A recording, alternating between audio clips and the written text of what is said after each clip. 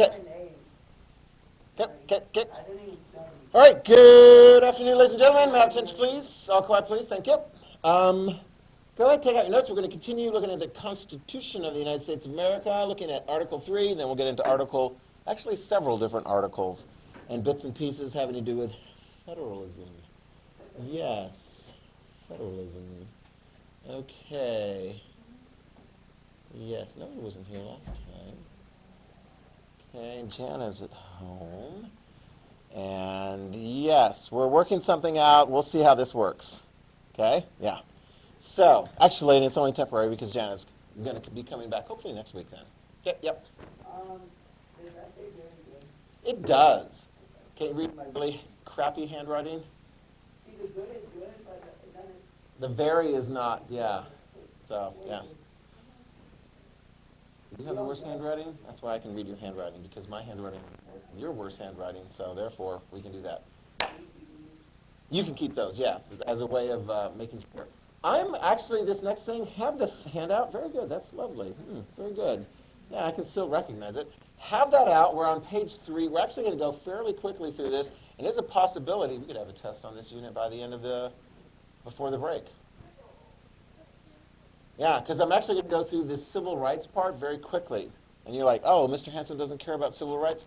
Wrong, because the next unit is going to be like mostly about civil rights in detail. So we're going to get all kinds of cases and examples and things like that, because it'll be really good. Okay? So, questions, comments, concerns? Right? We'll see you twice next week. We'll see you twice the week after that. Spring break is the following week. And then, as I mentioned, we're back. We're back. In an extra 3 weeks. Because we started the year late. Yeah, whatever, I know, whatever. Okay, but then you guys will be done with your 10th grade and you'll be into like your junior year.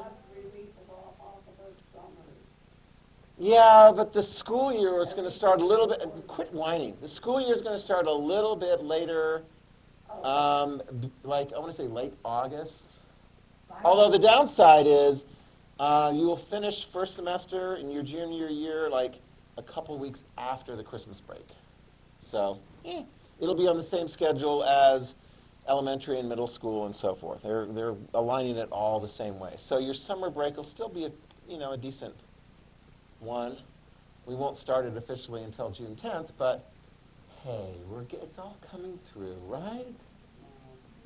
Now you want to go back to like full COVID quarantine, like all Zoom, online, everything? Okay, I don't.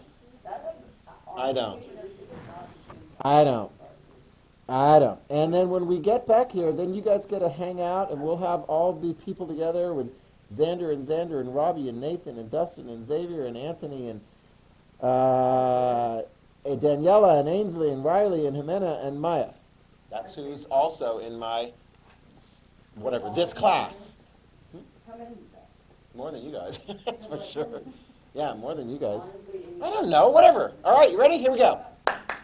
Article 3, write it down, okay? Article 3 is the courts, okay? Okay. The top court in the judicial branch, as it says right there, that is in the national or so-called federal government, is the United States Supreme Court, okay? The United States Supreme Court, we're going to have a lot of details. In fact, eventually, in the next unit, you're going to have to know the names of all of these people. Yeah, well, take a guess. Anna, what do you suppose the title is? I'll tell you, you don't have to know his name necessarily. The title of the person sitting front and center on the Supreme Court. Give it a shot. It is a Supreme Court justice, but he's got a special title. Sit properly, you're going to fall over. No? Nice try. Anybody? Chief Justice. Chief Justice. Okay? And so it's like, woo, no matter when they're appointed and so forth, they are appointed as Chief Justice. Do they get one more vote than the other justices? No. They actually get to sort of organize things up a bit. Typically, that's the person who comes over and does the oath of office for president and vice president. And then, here's how they do it. They sit, take a look here. They sit according to seniority. So the chief always sits in the middle. That's John Roberts. He was appointed by President George W. Bush. At this time, and she's no longer there. Let's see if you can tell me. Anybody know the name of this woman? She died last year. She was on the Supreme Court, having been appointed by Bill Clinton as Ruth Bader Ginsburg. Yep. And she was hoping to be on the court long enough to resign on her own volition, right? Because she wanted to have somebody. She did not want Trump to be appointing the replacement, but she died. And so Trump had an opportunity to appoint the replacement. The newest member of the Supreme Court is Amy Coney Barrett. Okay? So Trump got an opportunity to appoint, as well as the other two recent members of the Supreme Court. So there's been a changeover of 3 on the Supreme Court during the last 4 years. If they like have like one more person to like dominate like one political view, they want to like just throw it Trust all me, this is something we're going to be looking at. We're going to be looking at. So, for example, and this is one we'll look at in detail in our next unit, the right of a female to have an abortion when she becomes pregnant. It's a constitutional right, as in says the United States Supreme Court back in the 1970s. Anybody know the name of the case? Have you heard of Roe versus Wade? Okay, well, you're going to hear about Roe versus Wade. It's one of the most famous cases and very controversial. When that vote was taken, it wasn't that close. Later, justices looked at that issue again. It was a 5-4 vote, confirming Roe versus Wade and the right of a female to have an abortion. And other people are like, no, it shouldn't be that way. And other people are like, yes, it should be. It's a very contentious issue. Raise your hand if you have a strong opinion on the issue of abortion. 1, 2, 3, 4, 5. Wow, 5 out of 5 have a strong opinion. Notice I didn't ask you what your opinion was. Yeah, that was diplomatic. But that's a very important political issue.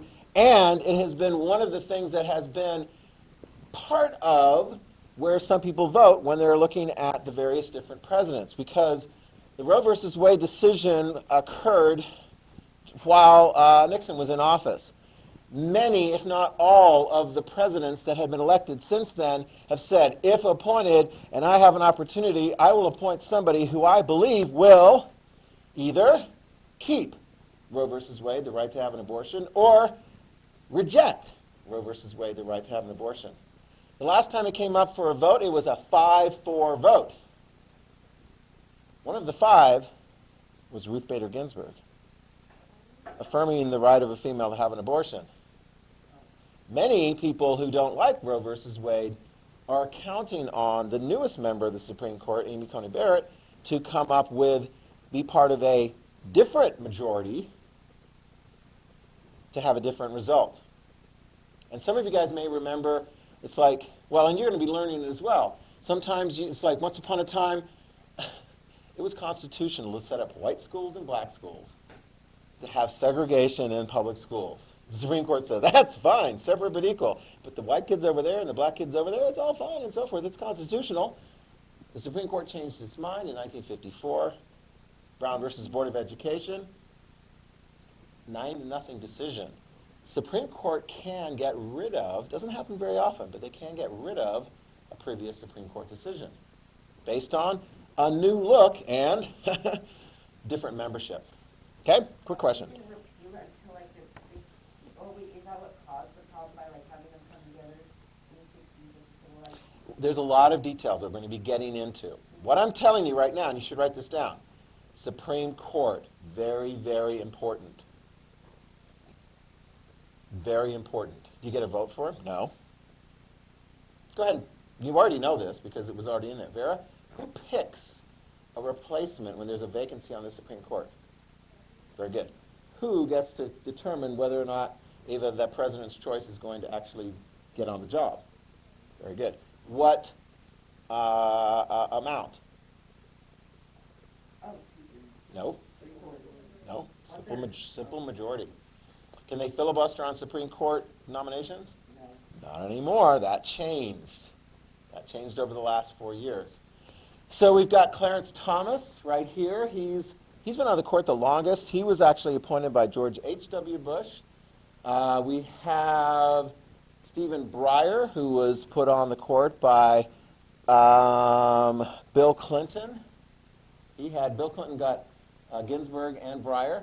This is Samuel Alito. Samuel Alito was put on the court as well by George W. Bush, Sonia Sotomayor and Elena Kagan. They were both put on by Barack Obama. And then here, the other two men, Gorsuch and Kavanaugh, are two that were appointed by President Trump, in addition to Barrett. President Trump got 3 in there. So if you look at there, and you're like, just on the basis of what president has appointed, as far as Republican and Democrat, right now you can make a little note of this. 6 of the 9 have been appointed by Republican presidents. Only 3 remaining have been appointed by Democrat presidents. Like, how often do they like switch them out until like they resign? Resign or die. It's a lifelong appointment. Because like Trump was 22 and like Obama was Yeah. There was a man who died actually at the latter stages of Obama's presidency. And so Obama's like, hey, I got an appointment. And the Republicans in the Senate are like, we'll just sit on that until we get the actual result of the next election. Trump won. Trump got to appoint the replacement, Stephen Gorsuch. Okay? And then there was another justice, Anthony Kennedy, retired. Okay? So that's how Brett Kavanaugh got to be that replacement. And then, of course, Amy Coney Barrett got to be the replacement of another person who had died. So there was actually, Trump got to appoint on the basis of 2 deaths and 1 retirement. So if the 25th Amendment is put in the Vice The 25th Amendment is put in. Right, okay, but like if the Vice President, like, say the President goes down or something. Right. The Vice President comes up and one of them dies, does the Vice President take one? That's a good question. If you have the power of acting president under something like a 25th Amendment application, I would think that they would have that opportunity, to appoint the replacement. How much do they make, do you know? With their These salary? guys, I want to say maybe a couple grand. You know, the president makes $400,000, we say. It's not a bad salary. It's a decent salary. But they have so much power. We'll get into a lot more details on the Supreme Court because that's going to be a really big part of our next unit. Okay? And then, of course, we have the lower courts. You can write that down. We've seen that slide, and I think I'll put that one up again. We've got different levels of it, so it's kind of like, I don't know, how does this work in your household? What is the highest court in your household? Is it your mother? Is it your father? Are they together on the court? How many of you guys, how many of you like that the pet is the highest court? How many of you guys, you are the highest court in your, so it's like you go to one, and that's the way it works in the federal court system. We'll see that in the state court system. You have something in the lower court, and then if you lose, you can still appeal it up to a higher court. And if you lose there, you can still appeal it up to the highest court in the country. And what is the highest court in the country? United States Supreme Court. Is it legal for everyone in a household to be the most esteemed -1? We'll let your family figure out who the most important. How many of you guys would say your mom is the highest court in your household? How many of you guys would say your dad is the highest court in your household? How many of you guys would say that's a fairly equal share? I mean, you guys know. How many of you guys say somebody besides your mom or dad is the highest court in your household? I haven't seen a hand over to you two guys. Who's the highest court in your household? Everyone except me. Oh, there we go. How about you, Michael? Honestly, like, Yeah, it all works out. We never have any contention. You know, you don't have to appeal up to anyone and so forth. Okay, well, that's cool. I mean, it's pretty even. Yeah, that's good. Yeah, it's all consensus. How many of you guys have an equal vote, equal to all of your parents? How many of you guys are going to give that power to your children someday? No, you're like, no. I mean, they'll be smart and capable and so forth once they finish high school, college, and get a job and establish themselves and yada, yada, yada. All right, now, here we go. Next thing. Write it down. It's in big letters, bold. Federalism. All right? Federalism. Very important concept. We've run into this multiple times. Now we're going to see some examples of it here. Much of this is going to be in different parts of the Constitution. Article 1, we'll see it in different parts of Article 1. We'll see it in Article 4 in many parts. Federalism is the idea, we talked about at the very beginning of the school year, sharing power. The national government shares power with state and local governments. Got that? So it's like, here's one for you. It's easy. Who has the power in this country to say, COVID is a real problem, and we're going to implement a mandate for people to wear masks? Does the president have that power? A lot of it's going to be the states. Yeah, that's a very good example of federalism. And even within the states, governors may also, and particularly our governor, has been very cautious by saying, okay, it may differ in different areas of the state of Idaho and different places. So like, who has the authority in this school to determine where and when you wear a mask? Exactly, the school board. Talk about local authority in this particular school, in this particular case, and so forth. Another good example of federalism. Power sharing.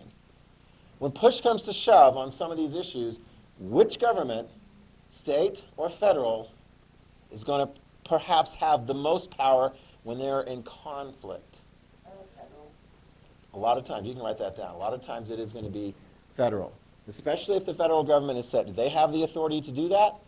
State government may have the authority to do that. As long as the federal government has the authority to do it, they may supersede and take that authority. We'll see that later on when we get to the supremacy clause.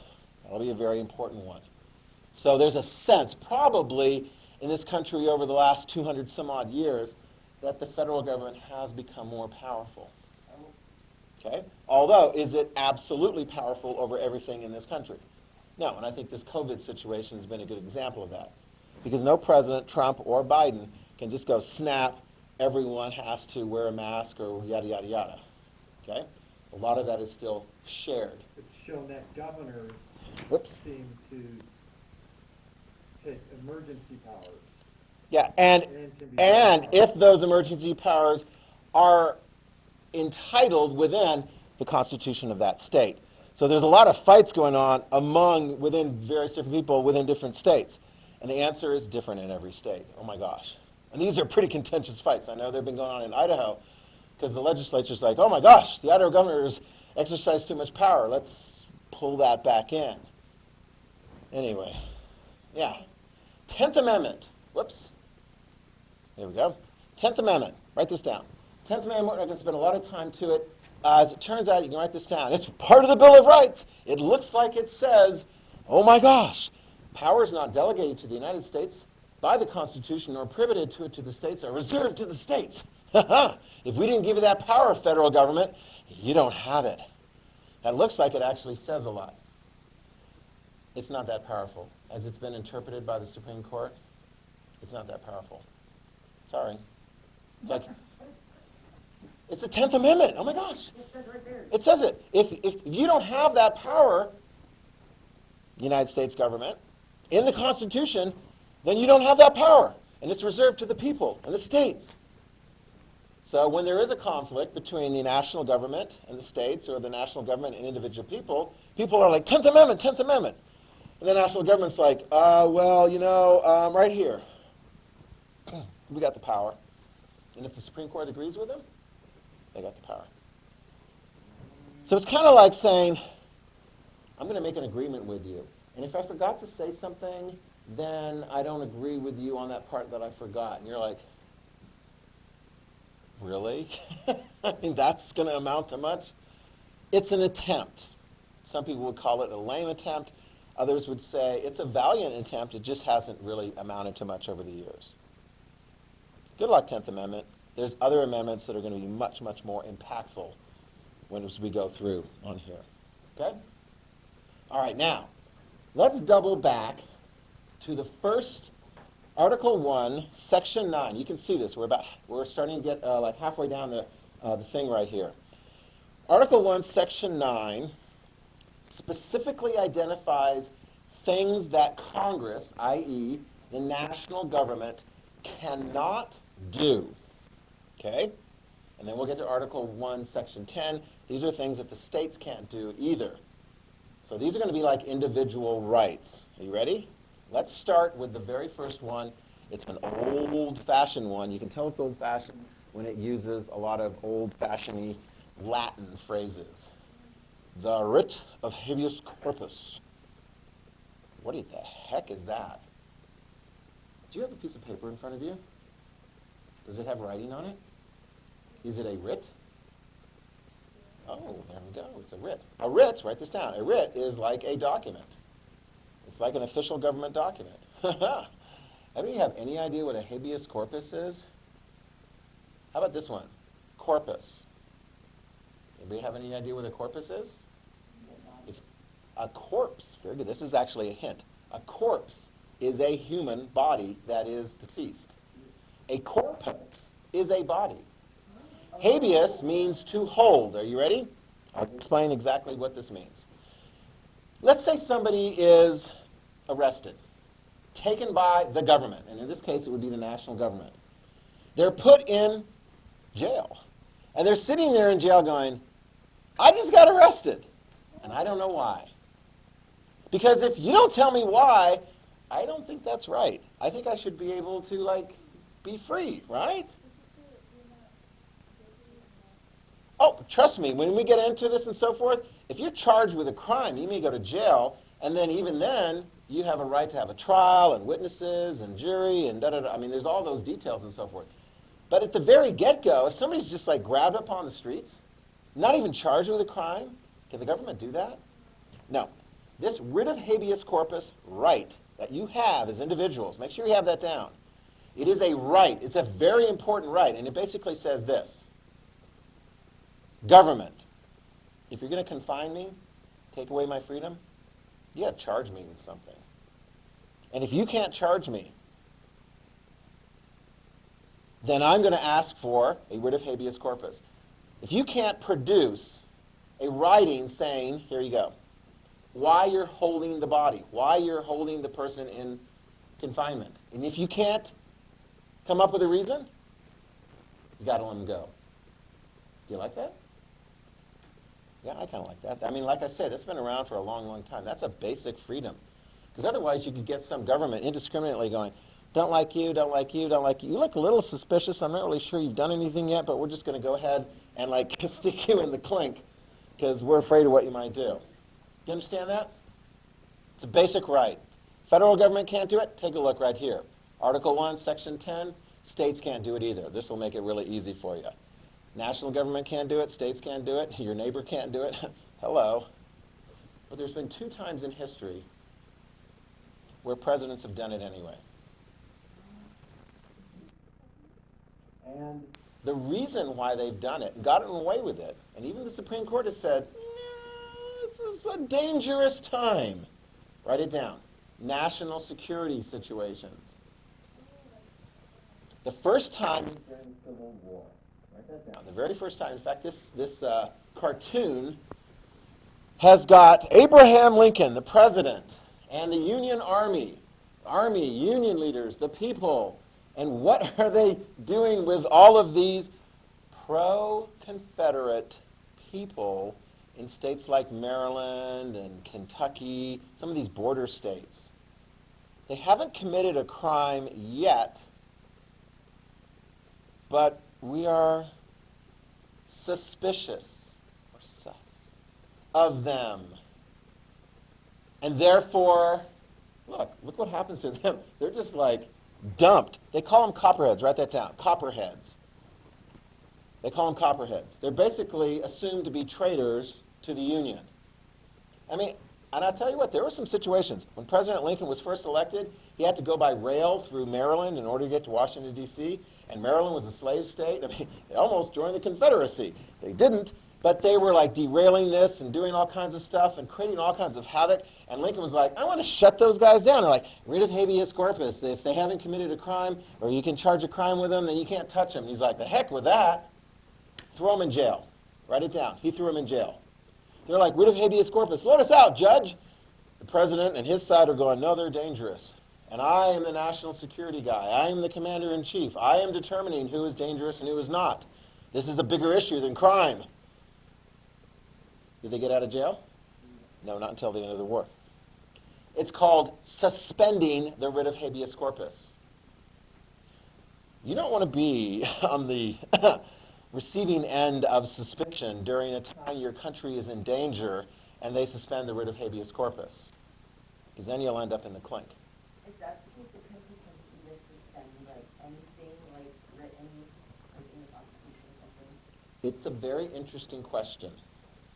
during dangerous times, your freedoms and liberty are more imperiled.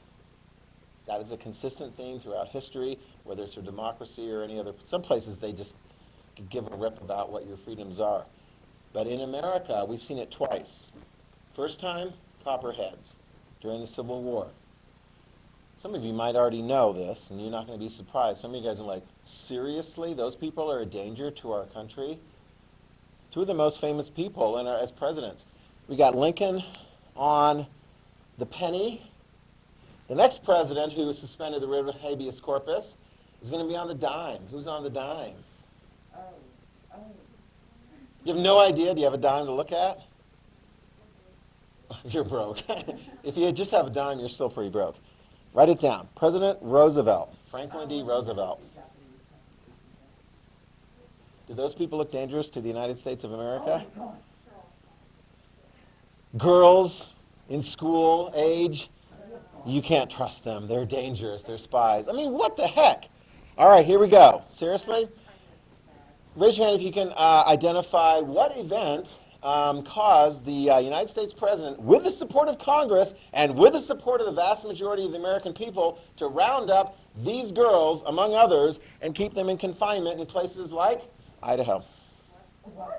Yeah, no, Idaho. I think this picture was taken in Minidoka, Idaho. It's not like a death camp, concentration camp, but nevertheless, you can't just like get up and leave. Exactly, yeah. The United States was attacked on December 7th, 1941 by Japan. And we were afraid on our west coast, if they could hit us the Japanese government could hit us in Hawaii, then maybe they could hit us on the west coast. So write this down. The President of the United States, again, with the support of Congress and so forth, they're making a national security decision and target people of Japanese ancestry living in the west coast of the U.S., which is actually where the large bulk of Japanese immigrants and descendants of Japanese immigrants were living.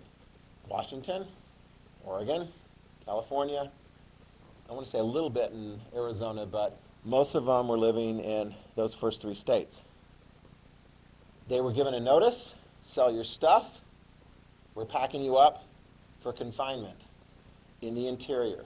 We were afraid that they were going to help coordinate an attack by the Japanese military against our country. Were they charged with crimes? No. In fact, some of the guys, young men, joined the military, and not the Japanese military, the United States military, to prove that they were loyal American citizens who were willing to fight for their country, and their country is the United States of America, and they were fighting in Europe against the Nazis, and they were among the most decorated war veterans in the United States history. When did they get out? End of the war. And afterwards, and there were some of them that are like, habeas corpus, help me. Supreme Court, a little bit of help. The Supreme Court looked at the situation and says, we're not going to overrule the judgment of the President of the United States as Commander-in-Chief that this is a dangerous national security situation. They had to stay. After the war, write this down. After the war, people are like, maybe we overreacted. You think? And the first thing that came out of the United States government was an apology. Very good, an apology. So apologies to all these people who were put in confinement for the duration of World War II. And then some of them, they were like, well, did any of them have any economic hardship? Yeah, because if you're forced to sell your stuff very quickly, you don't always get the best price. So the United States government, you can put this down, like an apology and a check to Japanese Americans who had been put in confinement and put it in a financially bad situation. Got it? It's not one of our great, historical things. So I'm not going to be like, oh, let's not talk about that, Mr. Hanson. I'm like, no. Is our country, the rest of your lives, going to go through happy, happy times? Yes. Right, like that? It's like, how did 2021 start off? Within the first week, there was an assault on our nation's capital. And I'm like, oh. Anyway, so I hope so. This is part of the reason why I do this job. Even though there's only 5 of you, there's others, and I got other classes and so forth. I'm like, This stuff matters. Try and keep our democracy going as long as we can. Try and have the, exactly. You know, because I'll be gone. You guys have to continue it on, protect the rights, fight for the rights. When we get into a situation, like for example, 9/11, did we round up a whole bunch of people and suspend their writ of habeas corpus and put them into jail on a suspicion during that time period? No, we didn't. Oh, good for us. Good for us. Yeah, in fact, the president, number 43 at the time, George W. Bush, said, yeah, you know, we've got pretty clear evidence that was radical, extreme Muslims that attacked us. However, please, Americans, realize that Muslims living in America are cool. Don't attack them. Seriously. Don't overreact. We did overreact quite a bit in 1941. We did get attacked by Japan. We were at war with Japan. But there were people living in our country with Japanese heritage. Were they a danger to our country? Yes. I thought those girls like have totally dreams like stuff. Should we vote to suspend the writ of habeas corpus for Trey? It's like, oh my gosh. Her arms are hitting her, probably like hiding like a straight rifle in the ball. Trey, this is being recorded. Prepare to be canceled. Yes. It's like, someday, here's Trey, someday I want to get this job and so forth. They're like, we found this video with you saying that little girls with Japanese are dangerous, and we think that you just not the right person for this position of authority and responsibility. And you're like, I was young at the time. I apologize. Anyway, whatever. Yeah, it is interesting because I think we all know you were joking and so forth, but sometimes you have to be really sensitive because if you walk up to somebody who has been a victim of some kinds of terrible things like having their liberty taken away and you try and make a joke out of it, they might look and go, Don't do that. yeah. Anyway, so shall we move on? Okay. Ex post facto laws. All right, let's explain this one. Okay. The Constitution, oh great, we got some more Latin. So let's see if we can get this one figured out. The Constitution says, Article 1, Section 9, Congress, and you'll notice states as well, cannot do ex post facto laws. I'll explain what it is. This is a fairness thing. If Congress, or states later on, want to make something illegal, can they do that? Sure. Can they punish you for doing yesterday what was legal yesterday but is now illegal? No. That is like punishing you after the fact. It's a basic fairness principle, and it's great. I'm glad we have that because everyone would be really super aware of if you're being punished for something that was announced today but you did it yesterday when it was legal. That just doesn't seem right. Does that make sense? Is that pretty clear? No punishing after the fact, post facto. Should we move on?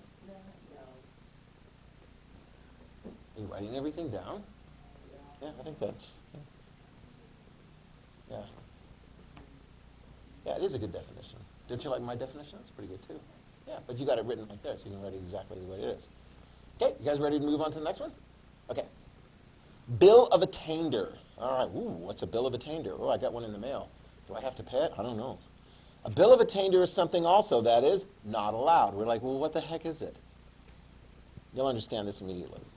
If you're charged with a crime, can you go, not guilty? I want a trial, and I want an attorney, and I want witnesses, and I want to cross-examine their witnesses, and I want a jury to weigh everything, and then the jury has to make a decision, right? I mean, that's criminal justice. A bill of attainder works like this. A legislative body, like Congress or a state legislature, just votes on whether somebody is guilty. Can they do that? No. No bill of attainder. You can't just vote and say somebody's guilty as a legislature. This actually came up recently, because I remember I was watching in the news. Remember President Trump was impeached by the House after the January 6th episode, right? Remember that? And that was a vote of a simple majority, and the Democrats all voted for impeachment, and I think there were 10 Republicans, but it got past a simple majority. Then it went to the Senate. Do you remember how many senators had to vote in favor of conviction therefore removal from office, and you can't run again for president. There you go, 2/3, which is 67 senators. There wasn't going to be 67 senators. I think there was all the Democrats, and then, how many Republicans? I'm trying to remember how many Republicans there was. Maybe 4 or 6, something like that. Anyway, not enough to add up to 67. Some of the senators are like, you know what? I don't like that. I don't like that it looks like Trump is going to get away with this, yada, yada, yada, yada. Maybe we should pass a law or pass a bill that says that he's guilty, What? that he did the wrong thing. And somebody says, yeah, that looks like a bill of attainder. You can't do that. Okay? It actually came up during Clinton after his impeachment time. People are like, Clinton, if you had just said the true nature of your relationship with Monica Lewinsky, the country would have not gone through a very expensive investigation to find out ultimately what really happened with respect to the dress, et cetera, et cetera, et cetera. And so they're like, well, maybe if Clinton, just says he's really sorry and agrees to pay the bill, and we could pass a law that makes him pay the bill. And they're like, oh, no, that sounds like a bill of attainder. Simply put, Congress can't just pass a law saying you're guilty and you have to pay a fine. Got it? Can states do that either? Yep, they can't do that. Okay? It's pretty clear stuff so far, right? All right, let's go to the next one. Direct taxes, exports, and ports. Oh, we got 3 different concepts here. Oh my gosh, here we go. The United States Congress may not pass a direct tax on people, so they can't charge an income tax on. Oh, wait a minute. Do Americans pay income taxes? That's a direct tax on us. That's unconstitutional. They can't do that. How can the United States government do income taxes on people? That's a direct tax. Did you look at the thing? Have you looked at the handout yet? Because the answer is right there. Right there. What was unconstitutional is now no longer unconstitutional. Do you see it there? No. No direct taxes. It's about halfway down the page on page 3, which you guys should have in front of you, because it'll go a lot quicker. You got it right there. You see it? What got rid of that prohibition on no direct taxes? Very good. Write that down. The 16th Amendment. This happened not that long ago. Well, actually, I want to say not that long ago. 100 years ago, the 16th Amendment, 1913. The 16th Amendment allows for an income tax. Very small income tax on people. Okay? The Supreme Court had said, oh, no, you can't do a direct tax. And we're like, well, we'll take care of that. Now we can have income taxes. It'll start out small. It's ended up being one of the bigger ways the federal government actually collects money. Some people don't pay their taxes. They call themselves constitutionalists. And they say that the 16th Amendment is not properly ratified, nor is any of the other amendments ratified properly to the United States Constitution. Like, what are you talking about? They say, going back to the time of the admission of the state of Ohio or something to the Union, that wasn't done quite right, and so therefore Ohio and every other thing that has participated in any other state that's participated in the ratification of the Constitution is illegal. So therefore, they go into federal court and say, I didn't pay my taxes, nor do I have to. Is that a violation of criminal law, not paying your federal taxes? How do you suppose their argument goes in front of a federal judge? They don't have to pay their taxes because Ohio wasn't properly brought in, and so therefore all of the amendments after that point are no longer valid. The judge goes, you need to pay your taxes. And if you don't, then you're going to jail. Is there any evidence that Trump was actually paid only $750 in taxes? I'll let you do the research and find out and so forth. That's kind of like a non sequitur question. But basically, if you're a very wealthy person and you've got a lot of really good tax advisors and so forth, you can legally, quite easily, well, I don't say easily, but you can legally reduce your tax burden based on other kinds of things that are totally legal. And then the bottom line is you might not end up having to pay a lot of taxes because you've got other kinds of things that will offset that. It's very complicated. But when you become wealthy someday, you're going to become wealthy someday. If you become wealthy someday, you're going to get a tax attorney that's going to help to figure out, how to manage your things. Or you're going to go, no, I want to give as much money to the United States government as is rightful for me to do. We'll see. We'll see. It does get complicated, though, because when you're running for political office, do people care about how much you pay for in your taxes? Yeah, so you can say, I'm legally paying a small amount of taxes, but other people might go, oh, well, I don't really like you. Yeah, whatever. There's lots of reasons for people to like and not like politicians, or to vote or not vote for politicians. But how much they pay in taxes is something people look at. So, whatever. All right, taxes on exports. Write this down.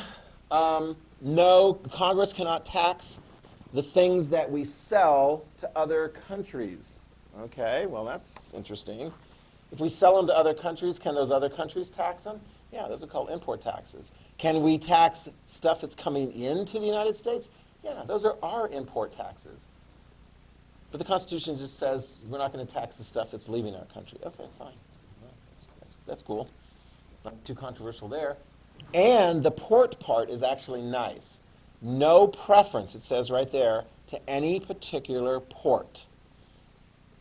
So if you're Boston or Charleston or whatever, the federal government can't give favorability to one port over another. I mean, that's just a fairness thing. It's not that controversial. It's in the Constitution.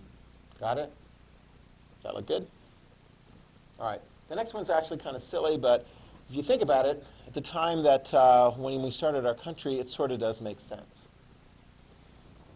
The United States Congress and state governments cannot do royal titles or even noble titles. We're not going to have a king or a queen or a noble or nothing. No, I mean, if you're really cool, if you're a great actor in Britain, they can, like, knight you. Seriously. So instead of just Anthony Hopkins, it's Sir Anthony Hopkins. Or, like, if Lady Gaga actually ever gets, like, knighted in Britain, what would she be called? Lady Gaga. Although I think she's American.